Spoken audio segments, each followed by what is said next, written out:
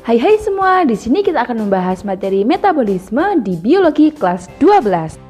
Di dalam materi ini kita akan pelajari 3 submateri lainnya, yaitu enzim, katabolisme, dan yang terakhir anabolisme.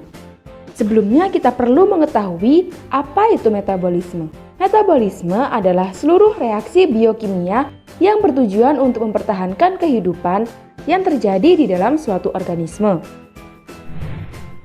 Lalu, apa sih enzim itu? Enzim adalah senyawa kimia berupa protein yang berperan sebagai biokatalisator, di mana bio adalah makhluk hidup dan katalis adalah zat yang dapat mempercepat reaksi. Fungsi enzim adalah untuk mempercepat reaksi biologis tanpa ikut bereaksi. Enzim sendiri juga memiliki strukturnya nih.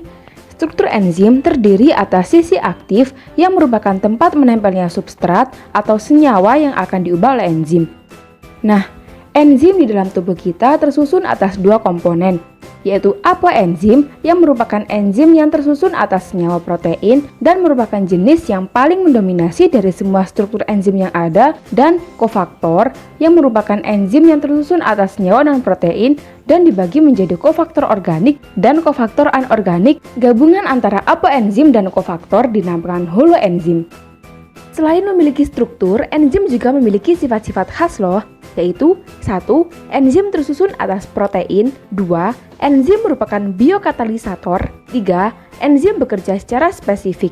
Artinya, kamu bisa membayangkan enzim sebagai kunci yang mempunyai bentuk khusus sehingga hanya bisa membuka satu gembok saja.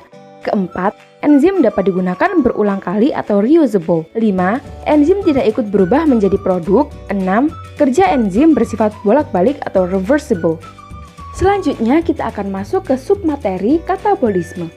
Katabolisme merupakan proses pemecahan molekul-molekul besar dan kompleks menjadi bentuk yang lebih sederhana, dan salah satunya adalah kalori atau energi. Bisa dikatakan energi dihasilkan oleh proses katabolisme. Proses katabolisme sendiri memiliki beberapa prosesnya, yaitu glikolisis atau proses pemecahan gula menjadi pirufat. 2. Siklus asam sitrat atau siklus Krebs. 3. Deaminasi oksidatif. 4. Pemecahan lemak atau lipolisis. 5. Pemecahan jaringan otot.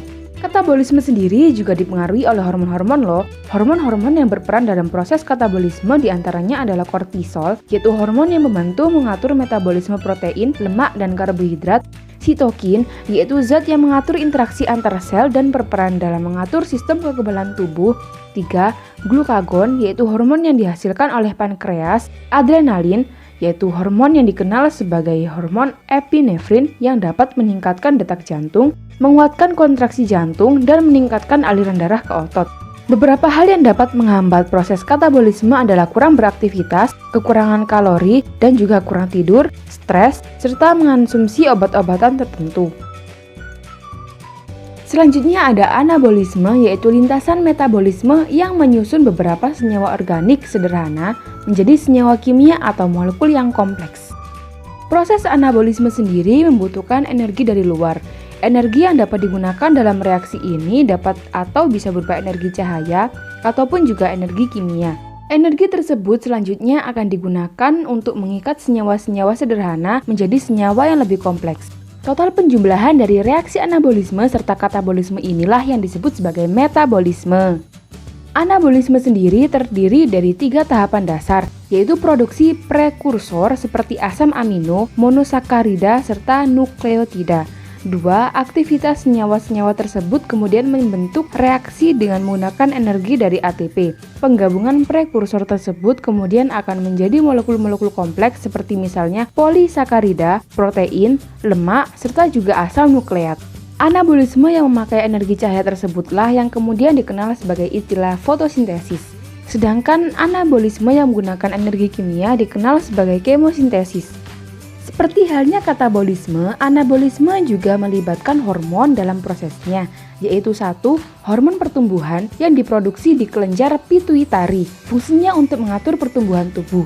2. Insulin-like growth factors, yaitu IGF-1 dan IGF-2. Insulin-like growth factors menstimulasi produksi protein dan lemak, sementara IGF-1 dan IGF-2 bekerja sama dengan hormon pertumbuhan, berperan penting dalam pertumbuhan dan perkembangan tulang, serta berbagai jaringan tubuh. 3. Insulin. Hormon ini dibuat di kelenjar pankreas dan bertugas mengatur kadar gula dalam darah, membantu tubuh mengubah makanan menjadi energi dan menyimpan cadangan energi. Selanjutnya, yaitu nomor 4, ada testosteron yang merupakan hormon laki-laki yang diproduksi pada testis.